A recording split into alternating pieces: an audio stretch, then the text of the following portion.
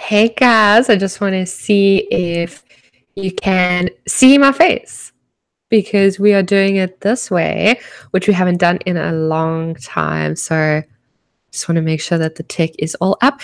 Let me know in the chat if I don't tell me what the weather is. Sarah and I were just talking about the weather, which I know is a fascinating topic, but yeah, I think I'm kind of psyching myself up for summer in New York. Okay. Oh, okay. So everyone can see us. My name is Kaylee Gray, and I am a co-director of Get Me See. We're still working on our titles since forever, and I'm here with one of the mess makers for this year, and that is Sarah Rondon. And she is my favorite because one of my favorites because she loves flowers too. So I'm really excited. It's like a really easy way to be a favorite, but I'm really excited to talk to her. And yeah, so Sarah, why don't I'm going to show your face to everyone, and you can start by telling us your story. Hi, I'm Sarah. My story, geez. Okay. So I've always liked color. I think that's how crayons, like the 64 box of crayons was probably my prized possession when I was 3. So I was always coloring and not really drawing, but more coloring. And art was always my favorite class in school. So when I got towards high school, I just started adding more and more art classes onto my schedule. And then in college, I was like, well, I need to have a career. So I was like, well, art teacher, not really being the most social person. I was like, let me just give it a shot. So I went for art education. And then, yeah, I don't know, it was difficult. Yeah. So I got to student teaching. I realized, yeah, teaching was not for me. And I didn't want to be one of those teachers who was just going through the motions, because I had those teachers in high school who you just felt didn't really care. So I switched all my credits to just a BFA, and then yeah, so I just have a art degree, which is what I wanted anyway. So I got what I wanted towards the end, and then I don't know. After college, it was just art making for gifts. I didn't really do it for myself until I found Get Messy a couple years ago, and then I was just like, okay, let me just fill up journals and do this for myself. Oh, I love that. I want to know, okay, what is the difference between you're learning art? I feel like this is a deep thing to dive into immediately, but the Mhm. difference between learning art when you're at school and in life.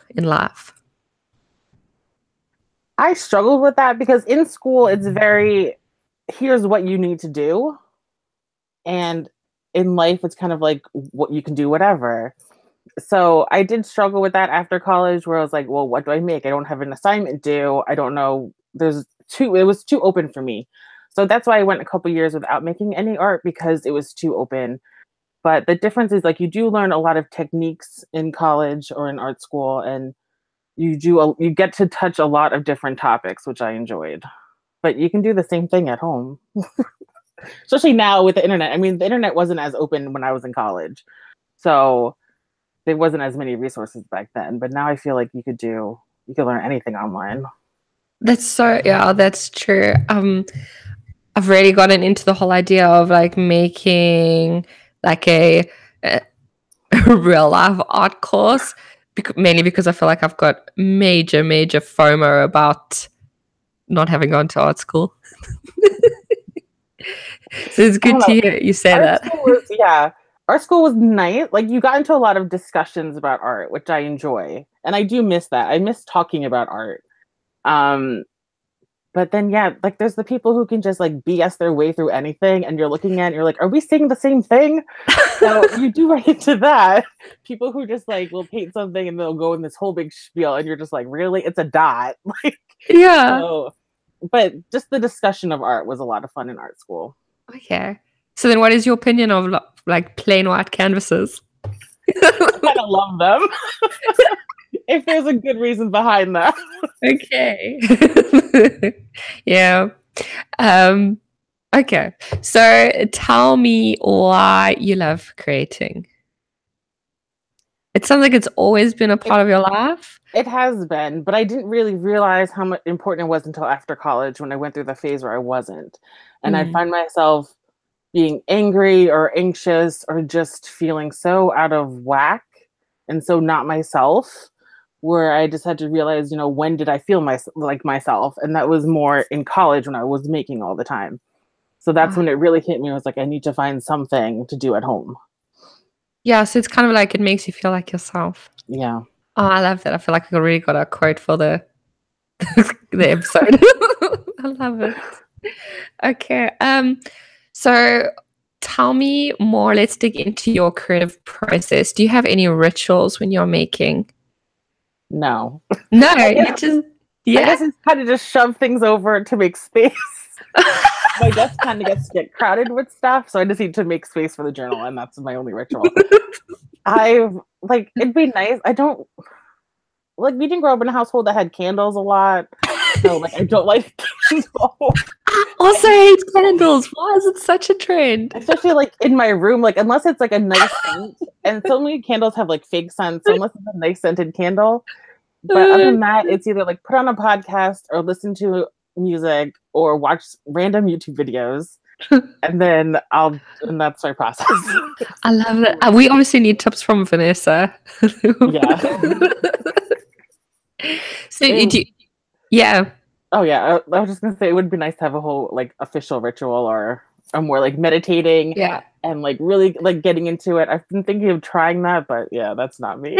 I suppose if you get the whole calm the meditation from the creating itself, then it's okay. And I kind of I like watching different things, and I like being inspired by different things. I like having different things going on, because then I feel like it's constantly I'll be listening to a podcast and hear a quote and I'm like, that's perfect, or a song lyric. And if it was just quiet time, I'd be like, okay. There's nothing to stimulate me as well. So exactly. So do you keep so do you you just go straight into creating? Do you have an idea book or something like that? No. No. Renegade. Either there's a quote that I want to do. If there's a quote that's keep coming up, or one that I found that's really cool, then I'll make a page based on that, but not necessarily. But no, I don't really have an idea book. I've never even thought of keeping one. I kind of just sit down and I decide if I want to use what I want to use. So I decide if I want to do a collage or I want to watercolor or use acrylic, and then I just go for it. I love it. Misty says that you are her soulmate. Oh, great. Misty, you're gonna have to get in line here, because I feel like I'm falling more in love with you, Sarah. It's been 5 minutes. Okay, so we've got a question from Jessica, and Jessica says, from watching you, Sarah, she feels like you are oozing creativity. You just sit down and something comes out of you and you just create. Is that accurate? I'd like to think so. Thanks, Jessica. I mean, going through that time where I wasn't making, and then once I started making, there's this Picasso quote that I'm constantly quoting or thinking about, where it's inspiration exists, but it has to find you working. So that's the first arty inspiration quote that actually felt real to me. So it's once you're creating on a consistent basis, then I don't know, I find it easier just to slap paint on and make it work.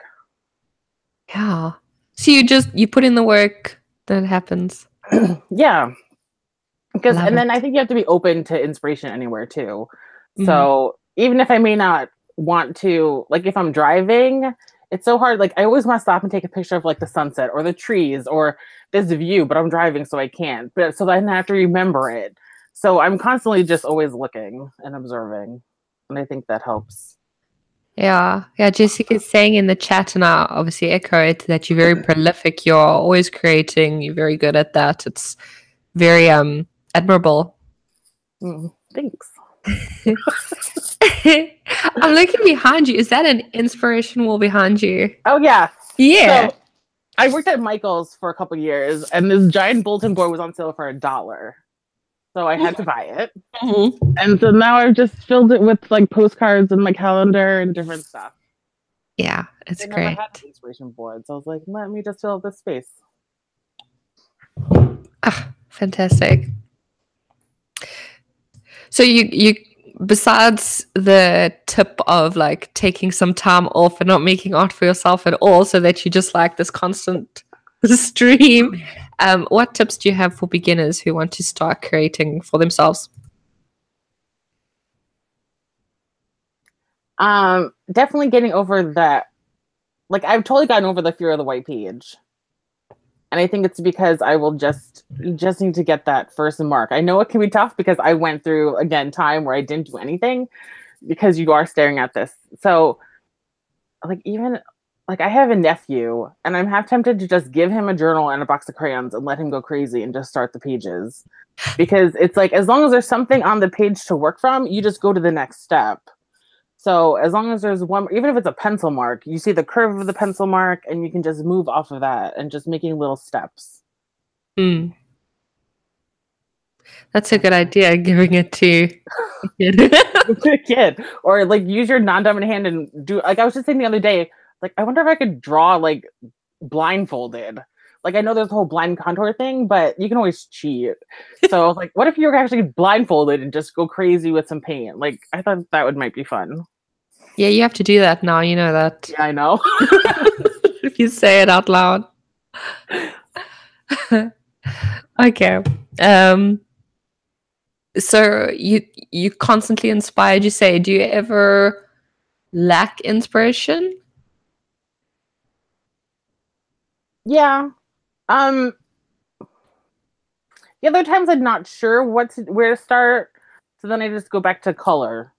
So I'll just pick a color that I like in the moment and then just like I said, make that one mark and then go from there. Either find a piece of paper I like and glue that down and work off of that, or find a magazine image that's inspiring. Like a lot of the time, like fashion magazines, like a model might inspire something, like the pose or the colors or the clothes.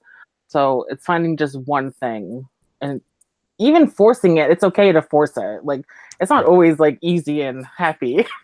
Like sometimes it does need to be forced, but I'd rather force it than not do anything. Oh my goodness, that's the next quote. Next two quotes. It's okay to force it rather than. Oh, that's brilliant. I need like to be transcribing this. Okay, so how do you make time for all this? Like, I'm gonna keep making this. I live in my bedroom. That's how I make time. So I have a normal 8:30 to 4 job. So it was harder when I was working regular retail because the hours were all different, and that was the time in my life where I wasn't doing anything because the schedule is all different. And so when I didn't have a consistent work schedule, it was extremely hard. So I would just focus on the weekends, like an hour here, an hour there. But now that my work schedule is consistent, yeah, once as soon as I get home, I'm in my room just making art. So or thinking about art. Or well, now the 100-day project, I have to do that every night. So that's usually like the starting off point. I'll get that done, and then we'll see what goes from there. Oh, okay. So let's talk more about. Okay, let's talk about your 100-day project. Lots of things to talk about. Let's talk about what are you doing? What is your reason behind it? How it's going? Obviously, well. Yeah, I've done today is number day 24 or something. So I did do today, but I've posted every day. So the thing with Get Messy, I feel like there are certain colors that represent Get Messy. It's definitely pink and gold if I had to pick. Ooh. So for the longest time, I hated pink. I was just like, it's such like the stereotypical the stereotypical girl color. So I really didn't like pink. But then as I gotten more into Get Messy, I'm like, okay, I really like pink. And I wasn't admitting it to myself. So then a couple months ago, I was like, forget Messy. I'm just going to work with pink. Or for the 100-day project, I'm just going to work with pink. And I was thinking like different pink backgrounds or pink abstract paintings. And so I just knew I wanted something with pink. And then I wanted to get better at drawing because I've never really been in drawing. I've done the basic drawing classes in college, but it was never a strong thing. So I liked the idea of a contour drawing or a single line contour drawing because then like if it looks messy, it's okay because it's supposed to be messy and no one expects it to be perfect. So I have where's the journal? So it's the single line contour portraits on pink. So this was yesterday's. Oh, it's so big. On Instagram, it looks so much smaller. It's the 8.5 by 11. Mm. So it's a big size. I just use one side of the journal. That's awesome. Yeah. And are you enjoying the process? What are you learning? I am enjoying it. I'm a bit worried they're all going to start looking the same. So I do use reference because then I figure it'll look slightly different depending on like the hair or the facial features. So I try to keep it somewhat similar, but I have picked up tips on how to make it easier to do single line. So that's been fun. Yeah. The first couple ones, I feel like there were extra lines all over the place. So, which can be nice too, but I'm trying to think like, how can I be the most economical with my line work and make like the most complete portrait with the least amount of extra lines? Ooh. I think that might be fun. Yeah. I suppose at the end of the 100 days, you can be drawing a single line. And then you can be like one of... I'm going to retrace lines because right now I'm retracing lines a lot. Yeah. Jessica saying she's the same with pink and gold before Get Messy. We changed her. I mean, I've always loved gold. That's not a problem. But the pink definitely took a while to get used to. But now I love it. That is hilarious. So Lauren and I both have pink as our favorite colors, but we always say they're completely different types of pink. Mine's like the soft, definitely not the Get Messy pink. Like but I feel like there's a pink for everyone. There probably is. Yeah. I like the more peachy pinks I found. Ooh, yes. Yeah. Okay. Not the bold like fuchsias, but the peachy ones. Yeah, it's pretty. Okay, so Miss Art School, how do you go from a beginner in art to an expert? I would say you just have to practice and then study. I mean, I don't know, but beginner. Yeah, it's kind of just time, and that's something I had to work with too. Is you go through art school and then it's like you learn all you can there, but you don't really make it your own until you start doing it for yourself. Oh. And so then once I started with Get Messy and being more consistent, like last year I think I'm pretty sure I did Get Messy Habit for the whole season, for the whole year. Mm-hmm. So I was consistent and I was committed to just figuring things out. And then also, I don't know, I like art history as well. And I think there's a lot you can learn just from looking at like classic paintings or different types of artwork. Like I follow a lot of different artists on Instagram who are totally different than what I do. And I think just being open to the variety of art just pushes your ideas that much further. And so that can help as long as you're putting in the effort too, because I've learned it's not just going to happen. I'm not just going to look at take Katie's class and be like, I can draw just like Katie. Yeah. It's like, no, you have to work at it because Katie worked at it for all those years. So it's like, you need to put in the work. And that's something I'm still trying to be like, okay, sorry, you got to do the actual work instead of just thinking you can get it right away.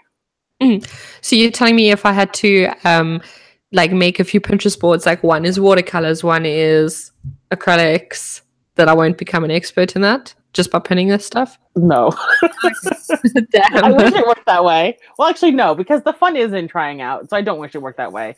But yeah. I think it's good to have that inspiration around you. Okay, well, let's talk about that. Where do you find the balance between inspiration and work?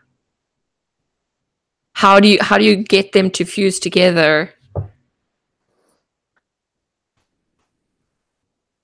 By trying things out. I know in the past, like I would legit copy.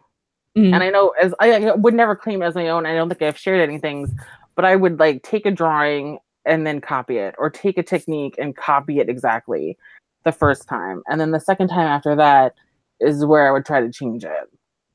So sometimes like you just have to do it exactly, especially if it's something you love and you're really inspired by, and you kind of wish like I had painted that first. Well, then paint it. Really credit the original artist, but paint it and just see if you can figure out what they did, and then just change that to either your colors or your style or your ideas on art, like your themes that you're working with. So that's kind of what I used to do. Have you read Austin Kleon's Still Like an Artist? No. Okay. Yeah. I'm not big on books. Well, no, that's not true. I do love books. I like fiction books. I'm not big on like other books. Oh, I was just going to say I'm going to send it to you. But I wanted to send you the book. It's really cheap, and it's like it's quite like a good view on the difference between stealing other artwork and stealing like an artist, where you would learn and in college, I remember there was this one assignment where we had to actually copy an artist's work. So I copied this Georgia O'Keeffe flower, like as close as I could to it. And then the next project was, abstract it or make it your own. So yeah, so I think that's where the whole thing was like, it's okay, just as long as you were knowing or claim you're not saying it's yours, then like artists would copy artists all the time in the past. Like they'd go to museums and galleries and sketch, and you see at the Met still today, people go in and repaint masterpieces. So why can't you do that too? Yeah, that's true. I'm going to quickly read through the Still Like an Artist manifesto. Okay. Just quickly, okay, because it's okay if you don't want to read the book. But okay, so it's basically, don't wait until you know who you are to get started. No, wait. No, this is not the list. Okay, yeah, good theft, good like stealing like an artist versus bad theft, which is not like an artist. Good is honor, bad is degrade. Good is study, bad is skim. Good is steal from many, bad is steal from one. Good is to credit, bad is to plagiarize. Good is to transform, bad is to imitate. Good is to remix, and bad is to rip off. So I think that's like a good summary for making sure that you're doing it the right way. Yeah, because if you are just stealing like a thief, then you're never going to grow, because you're just always just waiting for someone else to do something first, and then you're just copying it. Yeah. But then if you're stealing like an artist and actually making your own, then that's how you grow from it. Because otherwise you're not being yourself either. Like you're living a lie, and that can't be fun. Like who wants to do that? Okay. This question is especially for Courtney, and that is, what are your must-have supplies? Let's see. Watercolor would be first, or paper would be first. I love paper. So which paper? I like mixed media and watercolor. Just like the Canson. Do I have one? Yeah, this is my favorite paper. So just the Canson 300 pound. No, it's actually 140. So it's a little thinner, which I like, because you can fold it into booklets and it doesn't crease as much. And then watercolor paints. The Dick Blick matte acrylic paints are my favorite now, because like they dry super quickly. And then like Posca pens. Like I think next season I want to limit my supplies and see what I can create with just like maybe 5 things. Like a range of colors in those 5 things, but just limit and see how far I can push myself with a limited amount. Because I feel like I have too much. And so I really want to just see what I can do with a limited amount. I think this is a good message for Courtney. I think Courtney must like live in like an art store. She's obsessed with supplies. I mean, I am too, but I don't use it all. So I want to actually narrow it down. Yeah. Okay. And what is your favorite technique? Collage. Collage is something I've been doing for so long. I used to go to the summer camp in middle school and high school, and the nurses' cabin had this collection of National Geographics from like the 70s, and I would just go and like secretly tear out pages. And then once the camp closed down, I took them all. And so I've always been just collaging. So that's my go-to. When I'm really stuck, I just look through images and just start cutting and then putting them down. Do you ever download and print out images? I have, but I have a inkjet printer. So then, like, if I put any wet medium with it, it kind of bleeds, which I don't like. But I have, and then I'll just use like glue stick and make sure it's like the top layer. Yeah. Okay. Oh, do you have a journal around? I want to see some of your stuff. Any of them? They were talking about your altered book that you shared on Instagram recently. If you've got that hanging around you. My altered, the one for this season? Yes. Yeah, that's right here. So I'm using so it's just this small little book. It was on the artist Paul Klee. I love it. So the first couple pages are all from when Alicia did her dice game. So I really got into that dice game. And I think I want to fill up the whole couple pages with that. Because that's a good way of also, like, if you're stuck and you don't know what to do, then you just roll a dice and it decides what to do for you. And then you just work on it that way. And then this is a page I made I carved a new stamp for my tutorial. It's beautiful. And I made this one. So that's, again, like, I like using like monochromatic colors a lot and playing with color theory. There's another one. Oh yeah. And this is the one for the tutorial. Beautiful. Everyone in the chat is freaking out. Oh. So this one I liked working with the images that are already there, which is why I like the idea of an altered book, because especially like an art book, there are images you can play off of. And so this one I played off of the images that are already there. And then they have, oh, let's see, here's another one. Oh yeah, and here's that floral one. This is my favorite. Oh, these earphones keep falling out. And then I made a window because everyone was making windows at one point. So it's not finished yet, but. Oh. And then there's a window and then gold on the other side. So I need to figure out how to finish up this one.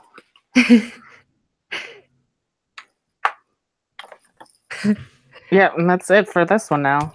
I gotta get back into it. Get back into it. There's a bunch in there. You can keep showing us more. I love seeing it. I feel like it's so different to see it. Like there are levels of seeing someone's art. There's like seeing it on Instagram is like base level, and then seeing it like now, and then you like I have to see your art in person. I'll have to bring that one to the I'm city. Going to die. Actual death.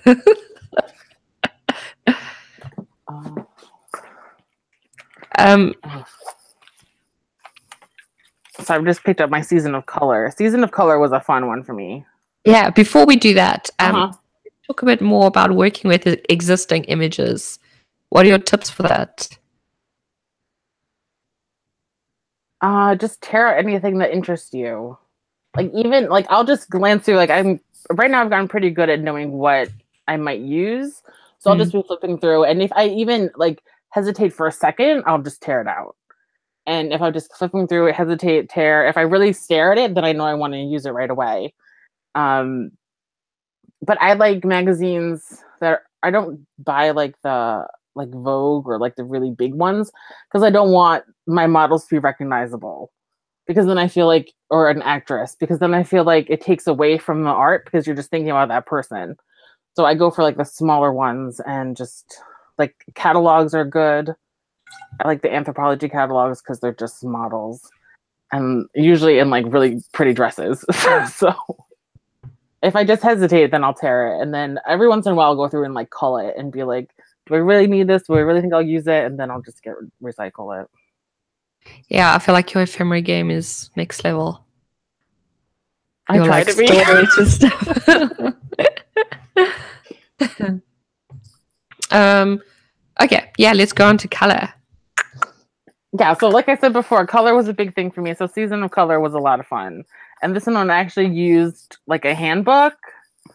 So did I fill the whole journal? Yeah, I basically filled the whole journal. So that was a goal too, was to fill this whole thing. In a season. Just Season of Color. So even something just so simple as like making like a rainbow with the 3 colors, trying to stretch yourself that way. I loved this season. And then this is where I was like, okay, I'm going to embrace the thing. and actually admit that I do like it. Yeah, it looks pretty great. Yeah. So, and then even just like this was going somewhere, and it's okay. It's just there. Mm, And I love this one. I love it too. Yeah. I don't know. Like it's just playing around and figuring things out, and here's me being super minimalistic. Yeah, I love it. Yeah, and then I got into these studies. I think Vanessa was doing a couple of these too, where it was just like the women and the colors, and so I was inspired to just pick different colors and play with some mixed media backgrounds and collage. I don't know. It's gorgeous. And these are just a whole bunch of colors I made. Yeah. That's a favorite one of mine. I don't know. This season was just a fun season. And I'm playing with different colors I wouldn't normally use.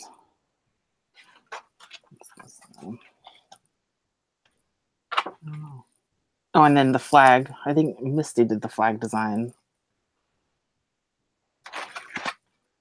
Oh yeah, and this one Katie had. So this was inspired by a collage that Katie had made. She had used this bird, and I was like, I recognize that bird from a National Geographic magazine. And so then I found the other one, and because there were two birds in that article, and so I was inspired by Katie. So that's another thing, like just looking at other people's art and making a companion piece for it. So this is my companion piece for one of Katie's. I love that. I was like, I recognize that bird. Yeah, you know you have to bring this journal with when I meet Okay. Okay, this is the one. So yeah, this is a fun one. Wow. I think because I really just played in this one too. It's so nice to see as well because you can see like the color progression and it's gorgeous. And then here I was making my own watercolor palette from like tubes because I found I wasn't using the tube watercolors I had. So then I just tested them all out. And then it's just fun also just to color mix. Yeah. And make swatches. Swatches are so fun. And they look like legit. Yeah. And it's what you'd fill out a sketchbook with. And here's another super minimalist one. I love it, obviously. That's a blank. I mean, talk about minimalist, right? there's a circle on a dot. And this is for the Galaxy. This is back when Galaxy class was there. I think there's one more. Oh yeah. And then my Rainbow Women. So this was an idea too, where I had all these extra women in like magazines and I wanted to use them up. And so I just created them in rainbow order and just a way to get stuff down and be creative for 5 minutes. Yeah. Yeah. It's brilliant. Everyone's fangirling over the monochrome collages. Yeah, I like just picking certain colors and working with that and seeing what I have in my stash that is that color. Yeah. It's beautiful. Okay. So I know what my answer is for you to this question, but where was it now? Do you feel like your art represents your personality, or do you think that you are able to reflect who you are in your art? I think it represents like my true personality, personality that lives in my head. I'm shy. I would say I'm an introvert, and it's a bit easier because I can just see Kaylee, so it's kind of just like you and me talking. So it's a little easier that way. But when I'm in public, I definitely observe first. So it takes a while for me to warm up to people, to be like really open with them. So I feel like my art journaling and the bold color, like that's who I really am once I've opened up to people. Because otherwise it would just be like all grays and blacks. Well, yeah, that's like all I wear, so it would just be gray and black to the outside person who doesn't really know me. They'd probably think, "Oh, you're just gray and black," and it's like, no, there's more to it than that. Maybe you're like one of the those I'm trying to think of what the metaphor, but like you're like a little gray like being, and then you cut you, and then like a rainbow pours out. That's totally what I am. Yeah. Okay, so do you kind of see your art journal as like a place to, obviously you process like your feelings and stuff. I think is your art journal more like an art place for you, or is it feelings? It's more of an art thing. Mm.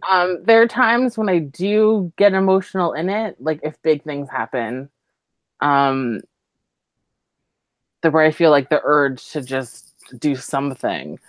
But I don't know. I would like it to be more feelings, but right now it's more art based. Mm. And I've started a sketchbook that I think I'll try to make more feelings. Okay, So, tell us more about the sketchbook. so I signed up for Sketchbookery with a whole bunch of other Get Messians. Mm. And I take like little photos of like random stuff every day. And so I was like, well, let me start putting them in a sketchbook and then just writing about my day and getting feelings out that way.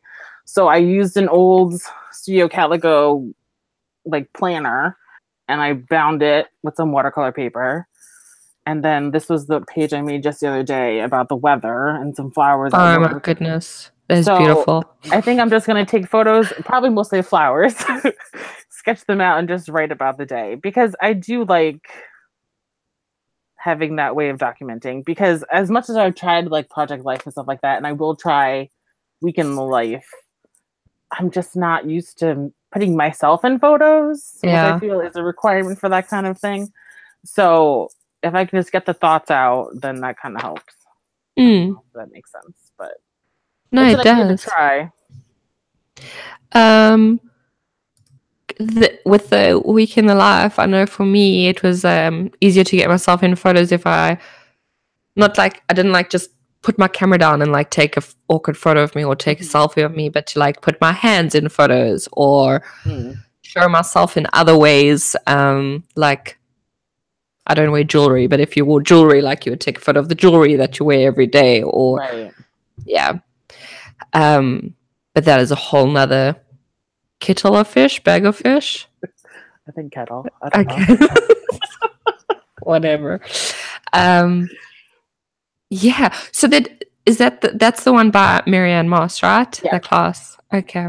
I love that class, and I feel like, you see, now I'm trying to like leave Project Life and do more of that type of documenting.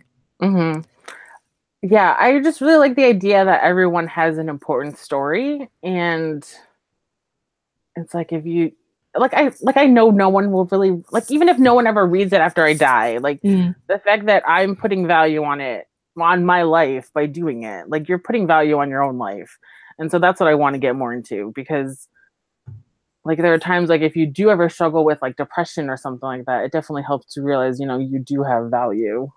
Yes. Oh my gosh. So I started Project Life, documenting my life in 2013, and it definitely helped with my depression and stuff like that.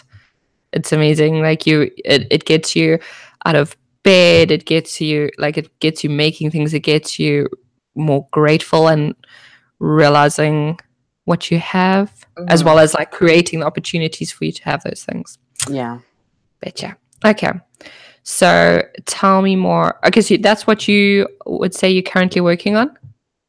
Yes. Or trying to get into the habit of that. I do have some photos ready to go, so I just need to take the time to sketch them out and watercolor them in. Yeah. Journal. Yeah. Do you have any any other upcoming projects? I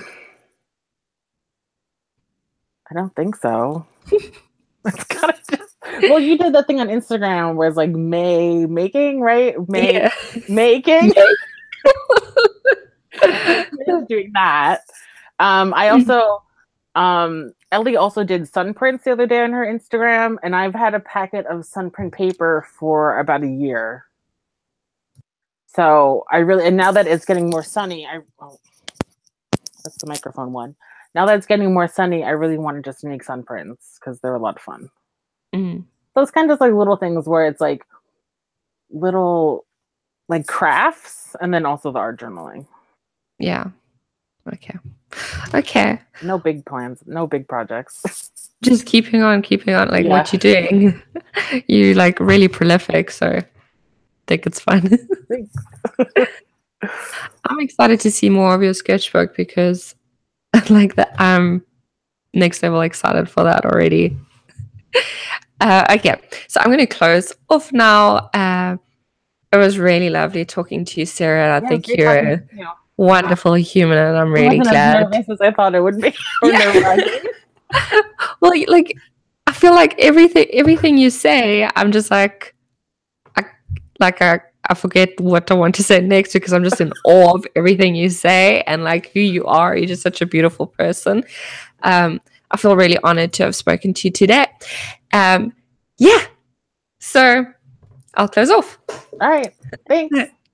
If I think there's a Google Hangout for anyone that wants to hang out and create things. But yeah, Sarah, have you got time to join us? Yeah, I do. Yeah, okay. Well, there we go. There's your advertisement. Thank you so much, Sarah. It was lovely to talk to you. Thanks. Bye. Bye.